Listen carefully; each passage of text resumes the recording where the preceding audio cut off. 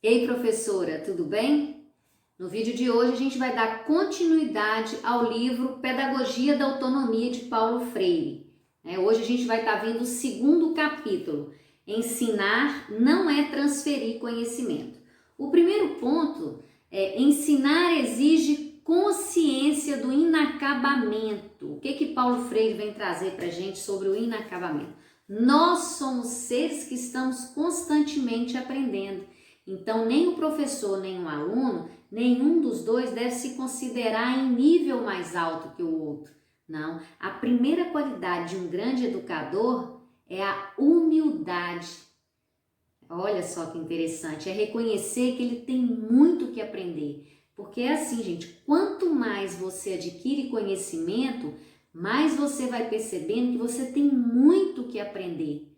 Por quê? Porque nós somos seres inacabados. O conhecimento, ele é inacabável, tem muita coisa para a gente aprender, né? Então, em momento algum, ninguém deve se considerar em nível mais alto que o outro, né? Ele dá até um exemplo muito bacana, ele fala que a cozinheira dele, ela sobrevive sem o conhecimento dele, mas ele, com todo o conhecimento que ele tem, ele não sobrevive sem o conhecimento, dela. Quer dizer, porque ele precisa comer, ele não sabe cozinhar, né? Então ele fala, mesmo eu tendo todo o conhecimento que eu tenho, eu não sobrevivo sem o conhecimento dela, mas ela sobrevive sem o meu conhecimento. Ele dando importância a todos os conhecimentos, ele dando importância, né, a essa cozinheira, que o conhecimento que ela tem é extremamente importante até para a nossa sobrevivência. Olha que interessante, né? Então é isso, o conhecimento ele é inacabável, ele não tem fim, a gente tem que entender que nós somos seres que estamos constantemente aprendendo, então ninguém tem que se sentir superior ou melhor que o outro, né? Cada conhecimento tem o seu valor, tá? O próximo que ele coloca pra gente é: ensinar exige o reconhecimento de ser condicionado. Sim, nós vivemos numa sociedade que nós somos condicionados pelo meio em que a gente vive. A gente tem que ter muita clareza disso, principalmente nós que trabalhamos na educação. Nós somos linha de frente, né, gente? Então, se você não for um educador, né, uma educadora consciente das suas atitudes, das suas ações, do que você está trabalhando, por que você está trabalhando aquilo, para quê, né? Qual a sua intenção, aquilo vai ser útil em que na vida lá fora, né? Desse aluno, sabe? Se você não tiver toda essa clareza, né, para você primeiramente e deixar isso claro para o aluno, o que você está fazendo? Você só está reproduzindo algo que o sistema impôs e que você faz sem perceber, porque você está dentro do piloto automático. Então você é condicionada, né? Você é usada como marionete pelo sistema. Você às vezes acha que você faz o que você quer, mas não. Você faz o que o outro quer que você faça e você faz sem perceber. Isso é quando a gente não tem o conhecimento e trabalha na educação. Por isso a importância de buscar o conhecimento constantemente. Olha, gente, que seriedade. Então, ensinar exige, né, o reconhecimento de ser condicionado. Você é condicionado pelo meio em que você vive. E para você se posicionar conscientemente do que você está fazendo, você precisa de conhecimento, clareza do que você está fazendo, por que você está fazendo isso, para que você está fazendo isso, qual que é a sua intenção diante, né, do que você está oferecendo a esse aluno, das suas ações, das suas atitudes, o que você está pensando, tá? Então isso é extremamente importante. Ele até coloca, não é possível a gente estar no mundo sem inserir neste mundo, sem você estar de verdade neste mundo, sabe? Colocando o seu ponto de vista. Qual que é o seu ponto de vista? A arte, os anseios, os políticos, fazendo assim a nossa história, se posicionando, sabe? Se posicionando enquanto cidadão, enquanto ser humano, tendo voz, vez, sabendo argumentar, né? Então é essa a proposta. O próximo é: ensinar exige respeito à autonomia do ser educando. Gente, isso é extremamente importante, é respeitar mesmo, é questão de respeito ao aluno, né? Respeitar mesmo. Ele fala que na relação professor e aluno é obrigação ética do professor reconhecer o aluno no direito de expressar a sua integração e curiosidade. É direito do aluno perguntar. Olha, ele pergunta, é direito dele. E o professor tem que respeitar isso, né? Se ele está perguntando, na verdade, o perguntar é todo o segredo do aprendizado, está na pergunta. Mesmo que essa pergunta possa, né, no primeiro momento, possa parecer ingênua, bobinha, não importa, ele perguntou. Se ele está perguntando, ele está interessado em saber, né? E aí o professor tem que respeitar, dar o ouvido, né, escutar e trazer essa pergunta para dentro do conhecimento científico, fundamentar teoricamente do que ele está explicando, né, e chegar num consenso, a uma resposta, clareando todas as dúvidas, né, deste aluno. Então, o professor, antigamente, gente, na concepção tradicionalista, ele usava a autoridade dele como autoritarismo, ele se sentia o dono do saber. E quando um aluno perguntava, o professor diminuía o aluno. Ah, menino, cala a boca, você não sabe nada não. Isso é inaceitável, inadmissível. Isso não pode acontecer, tá? Isso aconteceu há muitos anos, mas isso não pode acontecer. Aí fala, né? Isso é um ato antiético que classifica como ruptura com a docência. É um ato antiético de um professor, tá? Que não dá ouvido ao aluno, dá uma má resposta no aluno quando ele faz uma pergunta, viu? Então é papel do professor o quê? Guiar o aluno, né, na sua formação, não sendo necessário para isso se colocar num pedestal minimizando. Então, para você se sentir como autoridade, professor, professora, você não precisa diminuir o aluno, não. Né? Você não precisa se colocar no pedestal, não, entendeu? Não tem necessidade disso, né? Considerando que nós somos o quê? Seres inacabados. É falta de coerência do educador se julgar num nível mais alto que o educando. Não. Você pode ter certeza, tem aluno ali que sabe muito mais coisa do que o professor. Coisas, não muito mais coisa, coisas que o professor não sabe. O professor tem muito conhecimento que o aluno não sabe, mas o aluno também tem muitos conhecimentos que o professor não sabe, né? Então é essa troca, na verdade. A sala de aula é uma troca de conhecimento. O professor está ali para levar as informações necessárias diante dos conteúdos que precisam ser ensinados em cada ano e com as experiências que os alunos vão trazendo, né, do costume, da cultura, da família, né? A gente pode agregar muito mais dentro do conteúdo que está sendo estudado, sabe? Essa humildade, essa clareza. E vocês podem perceber, gente, a pessoa, quanto mais conhecimento ela tem, mais humilde ela é, mais simples ela é. A pessoa que se acha muito, pode perceber, ela não sabe nada. É verdade.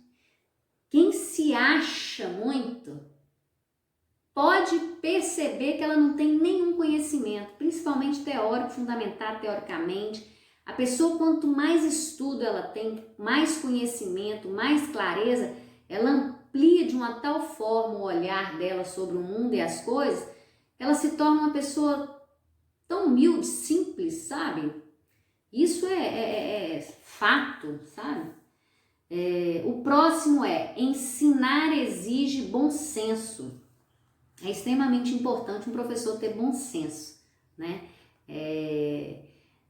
Eu tenho muito, infelizmente, a gente traz isso da concepção tradicionalista que durou muitos anos no nosso país, mas, por exemplo, tem professor que ele quer ter rigorosidade metódica, ele faz um planejamento, tem que entregar o trabalho no dia tal.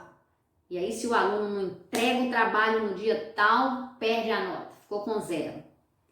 Aí chega um aluno, professor, mas olha, eu fiquei doente, fui para o hospital, tomei soro. Não, não pode, a data era essa, se vira. Tá.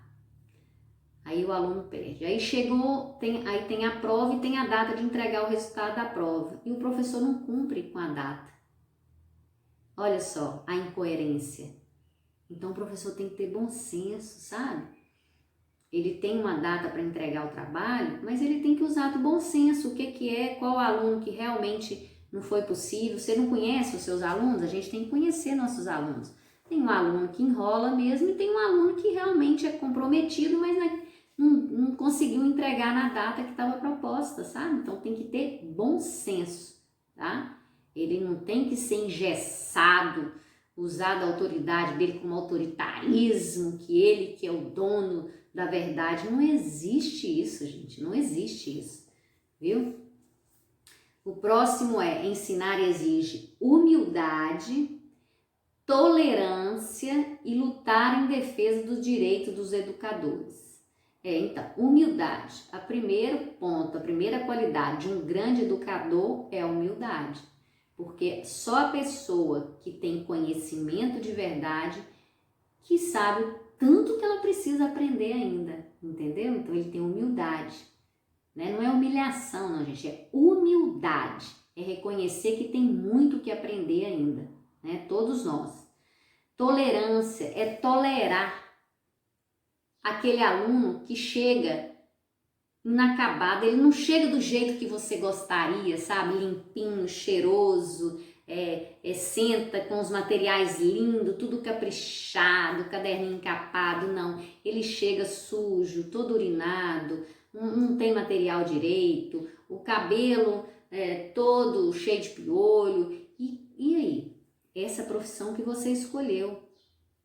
Por isso que a gente tem que ter clareza da escolha que a gente faz, sabe? Enquanto profissional da educação, a realidade do nosso país, a grande maioria espalhada no país todo, são realidades dessa maneira, entendeu? Nas nossas escolas públicas. São alunos que não chegam como nós gostaríamos que eles chegassem. Limpinho, cheiroso, com material bonitinho, que ficasse sentado na carteira, né? Direitinho, fazendo e participando. Não. Então a gente tem que tolerar, aprender a tolerar. Tolerar não é assim, ai meu Deus, eu tenho que ficar tolerando esse menino. Não, tolerar de aceitar, de saber conviver com aquele diferente, a conviver com aquele que precisa melhorar, aonde você pode contribuir e colaborar, né, com aquele diferente, com aquele que não é igual a você, que veio limpinha, cheirosinha, de banho tomado, café tomado, seu material é bonitinho, né? Você é assim, mas ele não é nessas condições. Então, como que você vai conviver com esse diferente? Como que você vai se relacionar, né? Porque você não pode nem fazer diferença desse aluno, né? Destratar esse aluno, dar preferência ao outro que chega do jeito que você gosta, né? Então, esse é tolerar, saber aceitar, né? É esse tolerar que ele fala. E a defesa dos direitos dos educadores, é você saber se posicionar, saber dos seus direitos, né? Aí ele fala aqui, ó, assim como o educador deve lutar no esforço de dar ao aluno seu merecido respeito. Então você tem que respeitar o seu aluno no exercício da ética e deve também lutar, né, através dos direitos que, né, lhe cabem, por um salário mais digno e capaz de mantê-lo no exercício competente e estimulado do educador. Então, assim, além de você respeitar o aluno, você também precisa ver os seus direitos, né? Saber se posicionar, ter clareza de tudo, porque enquanto a gente estiver aceitando tudo do jeito que tá, vai continuar tudo do jeito que tá, né? A gente só reclamando, e a reclamação, na verdade, não leva a nenhuma solução. Você simplesmente só reclamar não vai te levar à solução de nada, na verdade, né? O que a gente precisa é do conhecimento, tá respaldado na lei, respaldado, fundamentado ali, o que é, como é que funciona, saber sentar, interagir com os outros, unir, né? Vamos propor, né? Se posicionar, propor as leis, propor como que a gente deveria trabalhar, mas nada disso acontece, né? A maioria dos professores espalhados no Brasil inteiro são regidos por uma minoria que dita o que é para ser feito e todo mundo simplesmente obedece, né? O próximo é ensinar exige apreensão da realidade. Quando um educador progressista, conservando o devido respeito ao educando, manifesta seu ponto de vista em relação a um assunto e aceita que ele também se manifeste na sua diferença, está assim dando-lhe condições de realmente aprender usando o direito que ambos têm. O que está falando? Quando um professor coloca o seu posicionamento diante de algum assunto, ele não é dono da verdade, essa é a posição dele, o que ele acha, o que ele defende, ou se é político ou qualquer outro assunto, ele precisa, aí tem um aluno que se posiciona, ele tem que respeitar o posicionamento do aluno, né? Ambos têm que se respeitar, né? Eles podem estar dialogando, né, com opiniões diferentes, mas um respeitando o outro, né? Olha o que fala, o aluno, quando isso acontece, que o professor escuta o aluno, mesmo que o aluno não concorde com o que ele está falando, o professor ele tá dando oportunidade para esse aluno de aprender o que é realmente o exercício do direito, né, de ter direito, né, o direito e o dever de ouvir o outro, né? Então, quando você, professor, ensina isso para o aluno, ele vai exercer isso na vida cotidiana dele lá fora. Ele vai estar preparado para a vida, que é o que propõe a própria BNCC, né? Então é extremamente importante a gente dar a nossa opinião e aprender a escutar a opinião do aluno também e respeitar, né? O próximo é ensinar exige alegria e esperança. Ele fala da esperança, gente. A esperança não tem como nós, professores, educadores, gestores, trabalhar na educação sem acreditar que as coisas vão melhorar, que a educação do nosso país vai melhorar. Olha, isso é muito sério. Então a gente precisa ter esperança. É uma palavra forte para ele. Por quê? Se você não acredita que a educação pode melhorar, que é possível melhorar a educação do nosso país, vai sair um tanto de aluno da sua sala também sem acreditar, né, nessa mudança do nosso país. Olha que seriedade, né? Então eu, enquanto professor, professora, eu preciso primeiramente acreditar que é possível sim melhorar a educação do nosso país, é ter essa esperança de que a educação vai melhorar sim. Primeiro porque nós não fomos predestinados ao fracasso, né? Então a gente foi uma história de uma educação, de uma cultura que a educação nunca foi prioridade no nosso país, mas isso tudo pode mudar, né? E a mudança vai partir de mim. Eu não vou esperar o governo, o sistema, a diretora, o que eu posso fazer dentro da minha sala?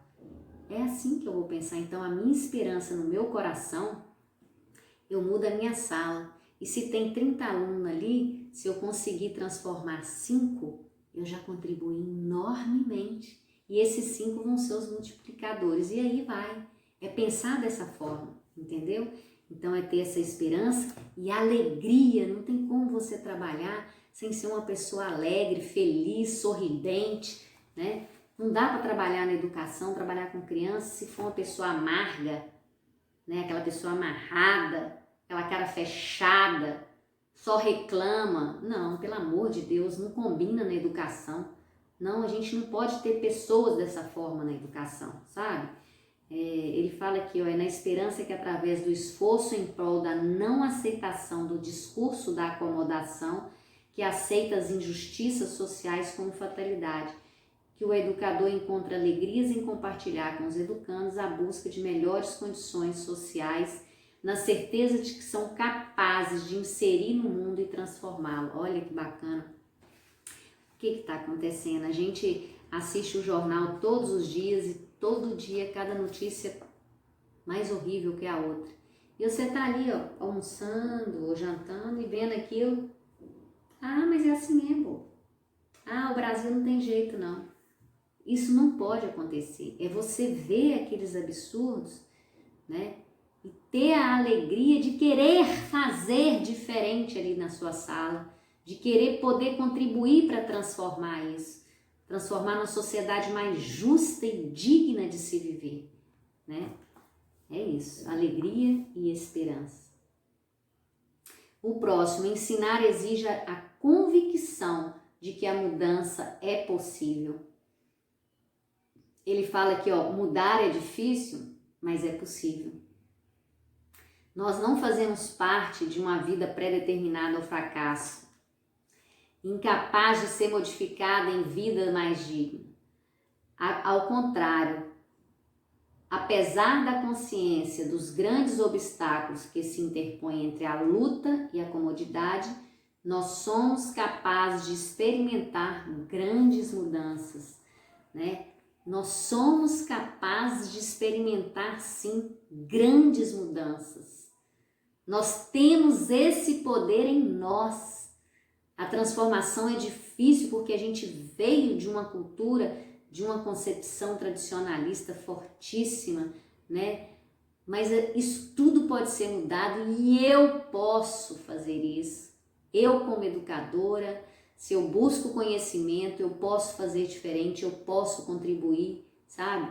Eu posso. Então é assim, a gente precisa entender que a mudança é possível, sim. Claro que ela é possível, né? Enquanto você continuar desacreditando, ah, não tem jeito não, ah, esse Brasil não dá não, ih, não dá não, não faz isso não, principalmente nós que trabalhamos na educação.